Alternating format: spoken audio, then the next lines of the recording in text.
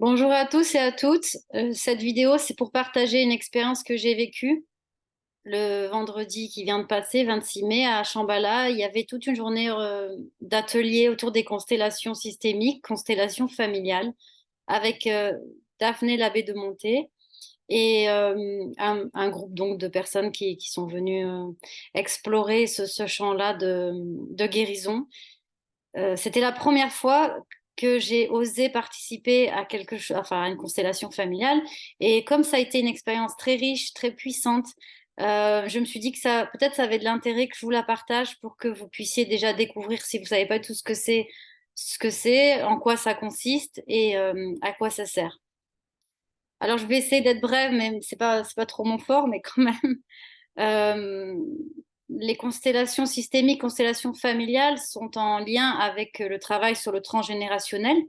Donc ça, c'est quelque chose qui est quand même assez connu grâce à Madame Ancelin Justenberg. Donc je disais que les constellations familiales sont liées au transgénérationnel, c'est-à-dire à l'idée que nous sommes le réceptacle d'événements qui se sont produits dans notre famille, dans les générations qui nous ont précédés, et parfois jusqu'à très loin dans les lignées de notre arbre généalogique. Donc parfois, nous n'avons même pas l'information consciente où nous ne savons pas ce qui s'est passé. Nous savons déjà à peine ce qui s'est passé pour nos grands-parents, nos arrière-grands-parents, ça devient très flou. Et derrière, on peut avoir quelques mythologies familiales, entre guillemets, quelques informations qui nous viennent, mais voilà, c'est tout. Et en fait, ce qui s'est passé pour nos ancêtres a un impact dans nos propres vies à nous, dans des schémas que nous reproduisons, des choses que nous portons. Donc, il est nécessaire pour nous, déjà, bien sûr, de faire ce travail de nous, comment dire, je cherche les mots, c'est difficile, mais d'aller mettre en lumière les événements pour pour les remettre à leur place et dire, OK, réparer, voilà. Réparer énergétiquement ce qui s'est passé avant permet de nous réparer nous-mêmes et la bonne nouvelle, c'est que aussi ça va travailler sur nos ascendants et nos descendants, donc nos enfants et les générations qui suivront derrière. En faisant ce travail-là, on va, euh, on va libérer des choses. C'est très puissant du coup. L'avantage de la constellation familiale, c'est que c'est un travail à la fois individuel et collectif, d'humain. Et c'est très porteur quand, enfin, je ne sais pas, c'est la première fois j'expérimente ça, mais enfin, être en groupe, c'est quelque chose qui rajoute une dimension supplémentaire dans le soin. Voilà. Donc, comment ça se passe? Ben, clairement, il y a une personne qui va toute la journée animer l'atelier. Il y a des personnes qui vont déposer leur constellation. Donc, à un moment donné, ils vont s'asseoir sur une chaise et ils vont partager quelque chose, soit des choses qu'ils savent de leurs ancêtres, soit des choses qu'ils ont vécues dans leur vie, qui se répètent ou qui les ont traumatisées, et soit des sensations. Ils vont partager ça. Et puis ensuite, la personne qui anime l'atelier va proposer entre guillemets, des représentations. Et donc, les autres personnes dans le cercle sont des représentants. C'est-à-dire, ils vont jouer le rôle de. Ils vont incarner soit un ancêtre, le père, la mère, le frère, le grand-père, le grand-oncle, soit on ne sait pas, c'est un petit peu plus abstrait, c'est-à-dire un ancêtre qui a souffert de cette chose-là, mais on ne sait pas lequel. Soit ça peut être aussi, le représentant peut aussi incarner la cause, quelque chose d'abstrait, par exemple, la cause qui a fait que ton ancêtre s'est caché, par exemple, ou est mort, donc représenter une cause. Et ensuite, il y a ce cercle qui délimite, on va dire, l'espace. À l'intérieur du cercle, ce qui se passe à l'intérieur du cercle, ça va être, entre guillemets, le mélodrame, je ne sais pas quel mot mettre dessus, mais euh, c'est là que les choses vont se dénouer, que les choses vont se jouer, que les choses vont pouvoir s'exprimer, que les choses vont pouvoir être mises en lumière à travers les... c'est difficile à expliquer. À travers les sensations dans le corps aussi déjà, la personne, le représentant par exemple qui joue le père, c'est très intéressant parce que d'un coup, il peut y avoir des choses qui se passent dans le corps, dans la respiration, des émotions qui arrivent, beaucoup d'émotions bien sûr.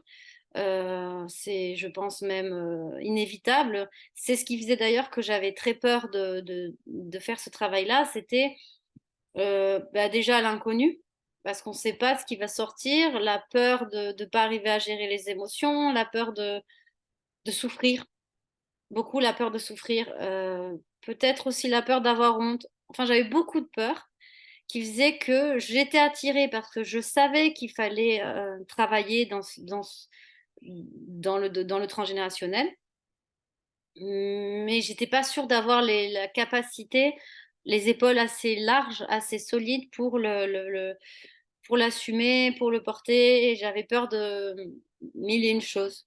Et comme je pense qu'il y a beaucoup d'autres personnes qui sûrement sont comme moi, c'est-à-dire réticents parfois à aller vers certaines techniques de soins, par peur de ne pas maîtriser ce qui va en ressortir, je voulais vous partager cette expérience assez merveilleuse.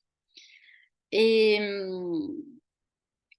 et voilà. Mais je voulais vous dire aussi que ben, c'est complètement confus ce que je vous dis. Je vous le dis pas du tout comme j'avais prévu, c'est-à-dire les choses elles sortent sans que il y a pas thèse, antithèse, synthèse. Alors que je m'étais dit tu fais simple, tu fais clair, tu fais concis. Donc maintenant je vais essayer de faire simple, clair et concis. Alors, petit 1, les constellations familiales, c'est de la guérison dans le transgénérationnel. Point. Petit 2, c'est collectif. Donc il y a le rapport aux autres, à l'humain et le travail que les autres font a des résonances sur nos propres vies.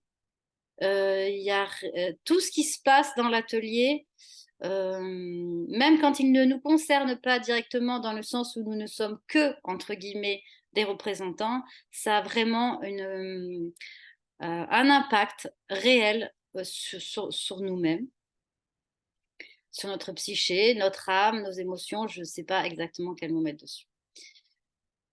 Petit 3,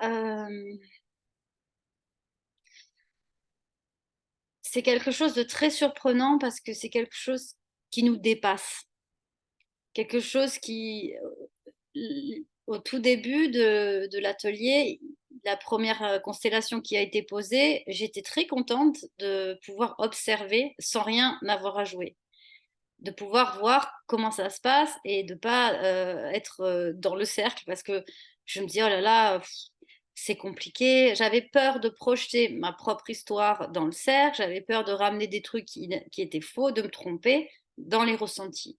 Donc c'est aussi un très beau travail qui nous oblige finalement à nous faire confiance à nous, à faire confiance bien sûr à la personne qui anime le groupe et, et on se sent comme un peu comme un canal en fait. C'est-à-dire que il y a eu des moments où je me disais: «Tiens, c'est curieux», même ma voix changeait, je sais pas, ma voix ou la façon de tenir son corps, c'était pas, c'est-à-dire que la c'est un travail dans lequel la personnalité et l'ego peut-être, ça dépend ce qu'on met derrière le mot ego, n'a pas sa place. Ça a pas sa place et du coup, on se dépouille. On se dépouille de beaucoup de choses qui nous empêchent d'aller en profondeur. C'est pour ça que je trouve que c'est un travail extrêmement puissant, extrêmement profond. J'ai eu le sentiment en une journée d'avoir fait 10 ans de psychothérapie. Désolée pour les psychologues et les autres psy. Mais en tous les cas, c'est quelque chose